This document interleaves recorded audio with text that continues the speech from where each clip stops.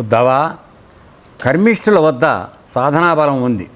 అంటే కర్మ మార్గాన్ని అనుసరించే వాళ్ళు ఖచ్చితంగా వాళ్ళు కర్మ చేసేటప్పుడు ఒక సాధనతో చేస్తారు. అంటే దాని యొక్క బలం వాళ్ళ దగ్గర ఉంటుంది, సాధనా బలం. కానీ ఆ బలాన్ని కర్మలు చేయడానికి లేక తత్పరంగా ఇంద్రియ తృప్తికి దాన్ని వినియోగిస్తున్నారు. అంటే ఏమిటి? నీకు బలం ఉంది, ఉన్న బలాన్ని దేనికి వాడుతున్నావయ్యా అంటే ప్రపంచంలో ఉన్నటువంటి కర్మలు చేసి, అంటే కామ్య కర్మలు, మనకు కోరికలు తీరడానికి కావాల్సిన కర్మలు చేయడానికి ఉపయోగిస్తున్నాం. ఆ శక్తి ఏదైతే ఉన్నదో పరమాత్మ ఇచ్చినటువంటి శక్తి. లేదు అంటే మనం ఏం చేస్తున్నాం? ఇంద్రియ తృప్తి. ఇంద్రియాలు అంటే చెప్పుకున్నాం కదా, 5 జ్ఞానేంద్రియాలు, మనస్సు, వీటి ద్వారా కలిగినటువంటి ప్రలోభాలకి లోనై ఆ కోరికలు తీర్చుకోవడానికి ప్రయత్నం చేస్తున్నాం తప్ప మనకున్నటువంటి సాధనా బలం, అంటే నీలో పట్టుదల పడితే బ్రహ్మాండమైనటువంటి పని చేయగల శక్తి నీ దగ్గర ఉంది. కానీ అది ఏనాడు నువ్వు అసలైనటువంటి విషయం తెలుసుకోవడానికి ప్రయత్నం చేయటంలో ఆ బలాన్ని కేవలం సంతృప్తి, టెంపరీగా వచ్చేటువంటి కృత్రిమమైనటువంటి అశాశ్వతమైనటువంటి ఫలితాల కోసం మనం వాడుకుని ఆ శక్తిని మనం దుర్వినియోగం చేసుకుంటున్నామని చెప్తున్నాడు. నీకు ఆ బలం ఎందుకు ఇచ్చాడు పరమాత్మ? తన్ను చేరడానికి ఇచ్చాడు. దానికి కొద్దిపాటి పట్టుదల, సాధన ఇవి అవసరం. మన దగ్గర ఉన్నది సాధన, కానీ ఆ సాధన దేనికి వాడుతున్నాం?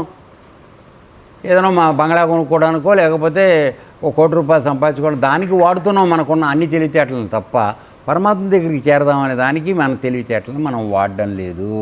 ఈ విధంగా పరమాత్మ మనకిచ్చినటువంటి సాధన శక్తిని ఏదైతే ఉందో అది దుర్వినియోగపరచబడుతోంది. అసలైనటువంటి మార్గానికి మనం వెళ్ళలేకపోతున్నామని చెప్తున్నాడు. వారికి కళ్ళు బైర్లు గమ్మి బ్రహ్మచెందిపోతున్నారు. అంటే కళ్ళు బైర్లు గమ్ముతున్నాయి అంటే ఏమిటి? వాడు నిజంగా ఏం చూస్తున్నాడో తెలియట్లే, ఏం చూడాలో తెలియటల్లా. అర్థమైనా? సో కళ్ళద్దాలు పెట్టుకుని రంగుగా చూసేసి అది నిజమని అనుకుంటున్నాడు.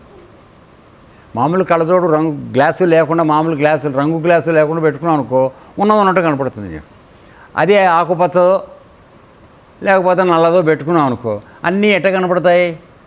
ఆకుపచ్చగానే కనపడతాయి, లేదా నల్లగానే కనపడతాయి. మనం అది వాడుతున్నాం, అది తప్పు. కళ్ళు బైర్లు గమ్మటం అంటే అర్థం ఏంటంటే నీ కళ్ళని సజావుగా వాడుకోవడం చేతకాక వక్రంగా వాడుకోవడం అలవాటైపోయి బైర్లు గమ్మి మనం భ్రమ చెందుతున్నామని చెప్తున్నాడు.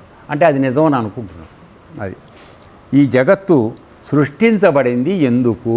ఇప్పుడు ప్రశ్న వేస్తున్నాడు. అసలు ఈ జగత్తు ఎందుకు సృష్టించబడింది? ఎప్పుడన్నా ఆలోచిస్తున్నావా? లేదు. అసలు జగత్ అంటే ఏమిటో తెలుసా మనకి?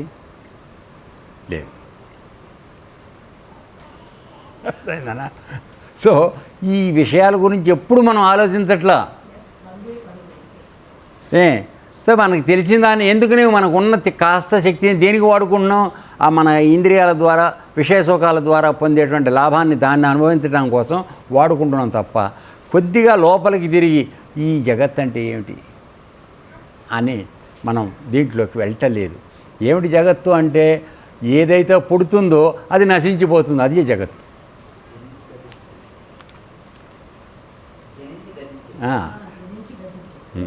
సో ఈ కనపడేది, ఇది నశించిపోయేది అనేటువంటి విషయం, పరిజ్ఞానం మన దగ్గర ఉండడం లేదు.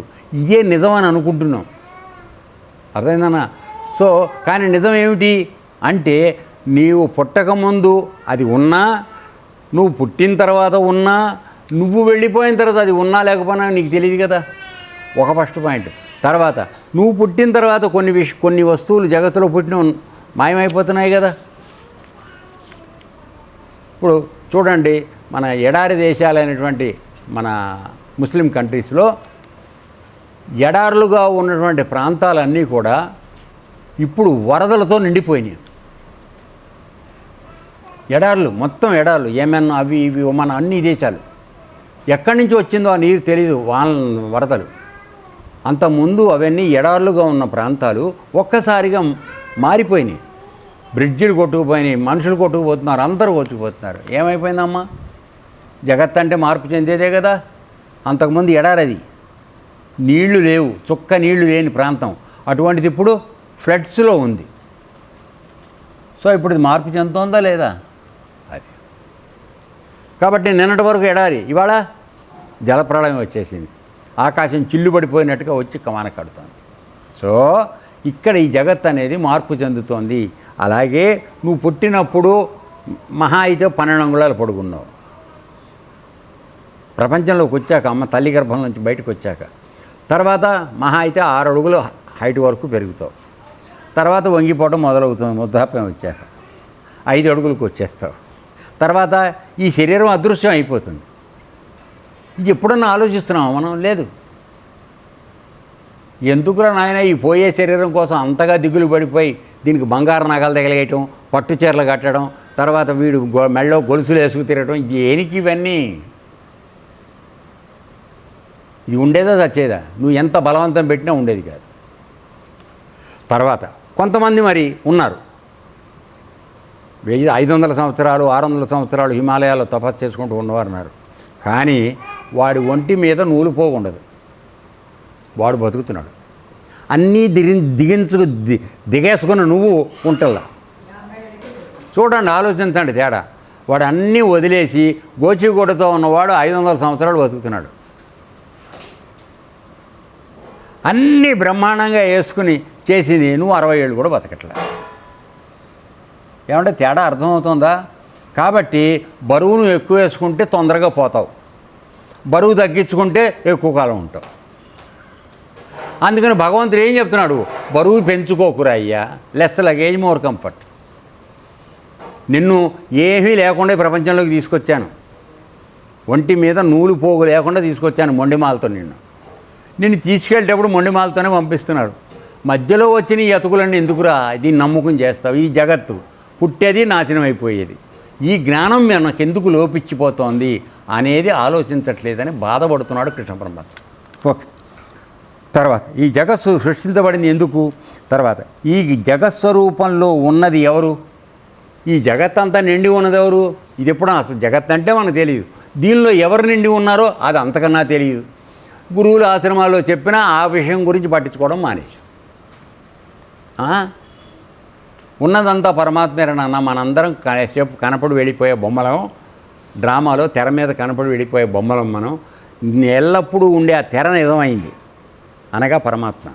అది నిజమైంది. మనమంతా మధ్యలో వచ్చి నటించి వెళ్ళిపోయే పాత్రధారులం.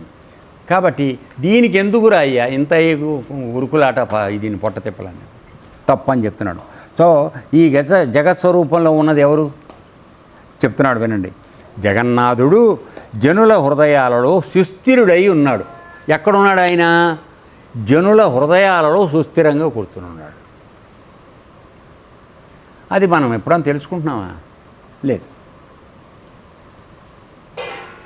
దాన్ని తెలియపరచుకోవడానికి వీలుగా నీకు కావలసిన యోగ విధానం ఇక్కడ నేర్పబడుతోంది. కానీ దాన్ని మాత్రం మనం గట్టిగా పట్టుకోవట్లేదు. ఇక్కడ మనం కొద్దిగా పక్కకు పెడుతున్నాం అది. సో జగన్నాథుడు జనుల హృదయాలలో సుస్థిరుడై ఉన్నాడు. కృష్ణ పరమాత్మ సన్నిధి చేరడమే ఆత్మ యొక్క లక్ష్యం. అది కాబట్టి అందరూ తెలుసుకోవాల్సింది ఏంటంటే ఆ పరమాత్మని చేరడం మన యొక్క లక్ష్యం, ఆత్మ లక్ష్యం. అది నీలో ఆత్మ ఉంది. ఆ ఆత్మ యొక్క లక్ష్యం ఏంటి? పరమాత్మలో కలిసిపోవడం ఆత్మ యొక్క లక్ష్యం. నీకు టార్గెట్ ఏమిటి? టార్గెట్ అది. నీలో ఉన్న జీవాత్మ పరమాత్మ స్వరూపాన్ని పొందడమే నువ్వు చేయవలసినటువంటి లక్ష్యం. అదే మానవ జన్మ యొక్క సాఫల్యత. దాన్ని పొందాలి అనే విషయం తెలుసుకోలేక డాంబికులై, అంటే రకరకాల వేషాలు అవన్నీ చేసుకుంటూ పండిత భ్రువులై మెలుగుతున్నారు. పండితుల్లాగా చెప్పుకుంటూ బతుకుతున్నారు అంతే, డాంబికంతో. అంటే ఏమిటి? ఇంతంతలా రుద్రాక్షలు, పెద్ద పెద్ద పట్టుబట్టలు, పట్టనామాలు ఇవన్నీ వేసుకుని నాకు అది వచ్చు ఇది వచ్చు అని మాట్లాడటం, ప్రజల్ని 4 చోట్ల చదువుకొచ్చి అవి ముక్కు అప్పచెప్పడం, ఇవి చేసి ప్రజల్ని మబ్బోసి మాయ చేస్తున్నారు. నిజమైన ఆత్మజ్ఞానం తెలిసిన వాడు ఆ విధమైనటువంటి పటాటోపానికి వెళ్ళడు. వాడు ఎంత సింపుల్గా ఉండాలో అంత సింపుల్గా ఉండడానికి ప్రయత్నం చేస్తాడు. కేవలం వస్త్రధారణ అనేది శరీర ఆచ్ఛాదన కోసం. అర్థమైందా? ఇంకా వేరే కాదు.